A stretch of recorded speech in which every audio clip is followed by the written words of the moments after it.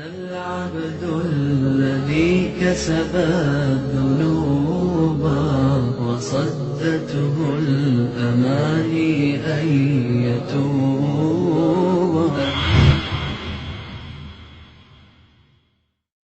ایک کافر ہے عتبہ بن ابی وقاص، اس نے ایک طرف سے ہو کر پتھر اٹھایا اور آپ کو مارا زور سے.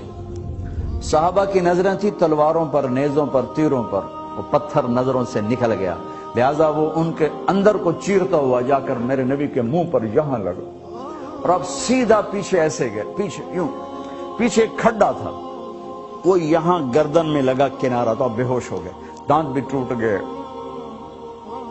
چہرہ بھی خون و خون ہو گیا، اب بے ہوش ہو کے یوں گر گئے. صحابہ نے سمجھا آپ شہید ہو گئے تو سب نے زار و قطار رونا شروع کر دیا. تھوڑی دیر کے بعد آپ کو ہوش آیا تو صحابہ نے عرض کی یا رسول اللہ اب تو ان کے لیے بد دعا فرما دے، وہ نبیوں میں رحمت لقب پانے والا، مرادیں غریبوں کی برلانے والا، غریبوں کا والی، یتیموں کا مولا. تو اب تو حق تھا کہ آپ بد دعا کرتے. یہ سامنے امت نہیں ہے، قاتل کھڑے ہیں، کافر. آپ نے ہاتھ اٹھائے، صحابہ سمجھے کہ ہوں انہاں دے بیڑے بڑھ گئے. اللہم اغفر لقومی فإنہم لا یعلمون، اللہ میری قوم کو معاف کر، انہیں میرا پتہ کوئی نہیں ہے. دیکھو میرے بھائیو، جس نے کافروں کے ساتھ یہ ہمدردی کے قتل کرنے والوں کے لیے دعا مانگی ہے، تو مسلمان ہو کر ایک دوسرے کو سلام کرنا چھوڑ چکے، ایک دوسرے کے پیچھے نمازیں پڑھنا چھوڑ چکے، ایک دوسرے پر کفر کے فتوے لگا کے بیٹھے ہوئے. مجھے بتاؤ تم میرے نبی کے ساتھ کیا کر رہے؟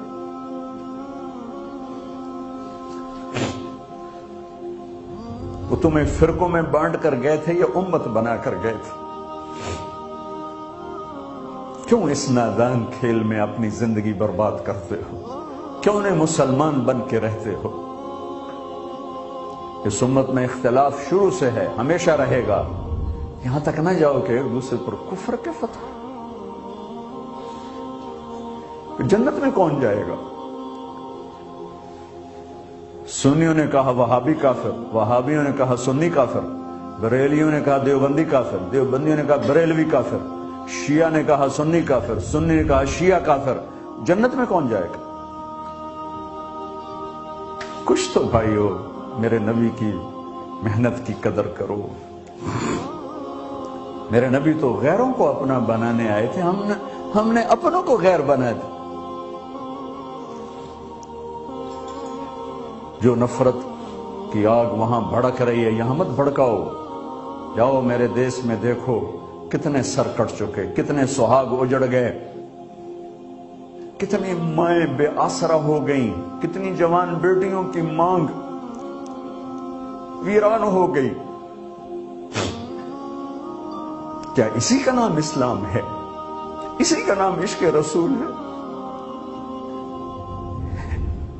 اسے وہ دین کہتے ہیں. ایک دوسرے کی مسجدوں میں نہیں جاتے ہو، ایک دوسرے کے پیچھے نمازیں نہیں پڑھتے ہو، جنت کے ٹھیکیدار بن گئے ہو.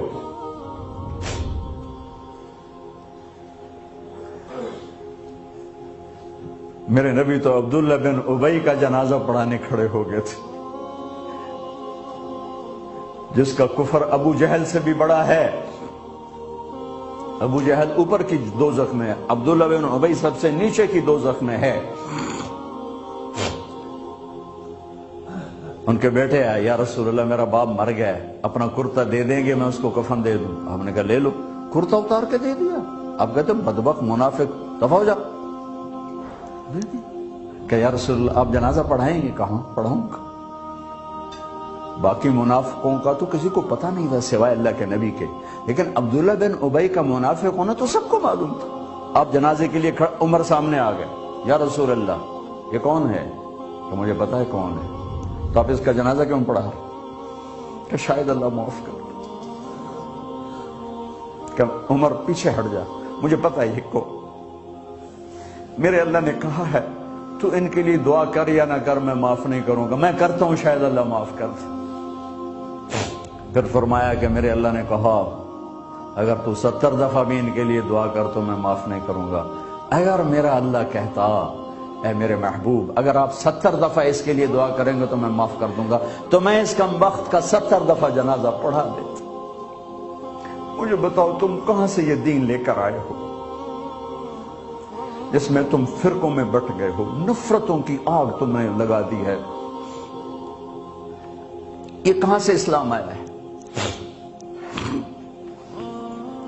میں تمہیں اللہ اس کے رسول کا واسطہ دیتا ہوں، امت بن کے رہو، مسلم بن کے رہو، کوئی گنجائش نہیں، اپنے اپنے عقیدے پر پکے رہو، دوسرے کے لیے گنجائش رکھو۔ کیوں اس قدر ظلم و ستم ڈھائے ہوئے ہیں؟ میں نیا تبلیغ میں گیا، کالج سے نکلا، ہماری جماعت ایک گاؤں میں گئی، ایک مسجد میں، تو امام صاحب آئے، ہمیں ماں بہن کی گالیاں دی اور ہمارے بستر اٹھا کے باہر مسجد دھوو، کتے اندر واڑائے۔ میں حیران پریشان، میں تو کوئی نہیں جانتا تھا کہ مذہب کیا ہوتا ہے، فرقے کیا ہوتا ہے، میں تو کالج میں گانے والا تھا، ناچنے والا تھا، جنید جمشید کی طرح، مجھے تو دین کا پتہ تبلیغ سے پتہ چلا۔ میں حیران پریشان کہ یہ مولانا صاحب کہہ رہے ہیں کہ یہ گستاخ رسول ہیں، اور مسجد دھو دو باہر کھڑے ہو، یہ مسجد میں کھڑے ہو کر ماں کی گالی دے رہے ہیں، بہن کی گالی دے رہے ہیں، تو پھر معیار دین کیا ہے؟ اتنی نفرت، اس قدر دوریاں۔ اگر ہم کافر تھے تو ہمیں گلے سے لگاتے، ہمارے نبی کی طرح ہمیں کھانے کھلاتے، ہمیں پانی پلاتے، پھر ہمیں بات سمجھاتے، لیکن ماں بہن کی گالیاں، مسجد میں کھڑے ہو کر، امام مسجد۔ ہم پنجاب کے زمیندار ہیں، گالی دینا ہماری سرشت میں ہے، لیکن مسجد میں کانپ جاتے تھے کہ کسی کو الو کا پٹھا بھی کہہ دے۔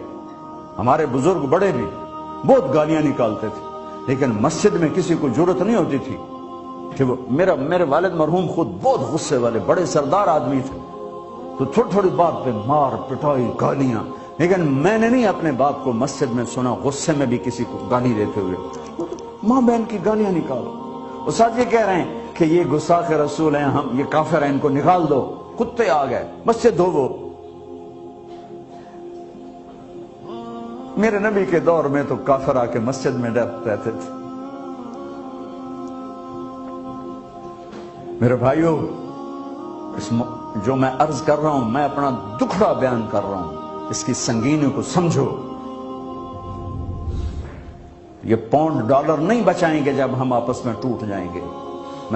اللہ نے مجھے دنیا میں پھرنے کا موقع دیا، بار بار دیا، اسی تبلیغ کے سلسلے میں۔ سب سے زیادہ میں اسپین میں جا کے دکھی ہوا، اور میرا دکھ یہ نہیں تھا کہ ہماری یہاں 800 سال حکومت تھی اور ختم ہو گئی، میرا دکھ یہ تھا، میں اس پہ رویا مسجد قرطبہ میں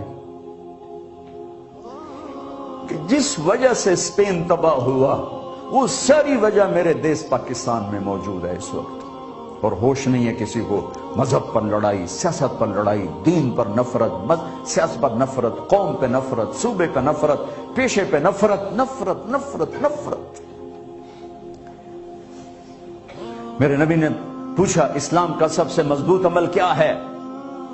صحابہ نے کہا نماز، آپ نے کہا نہیں۔ صحابہ نے کہا جہاد، آپ نے کہا نہیں۔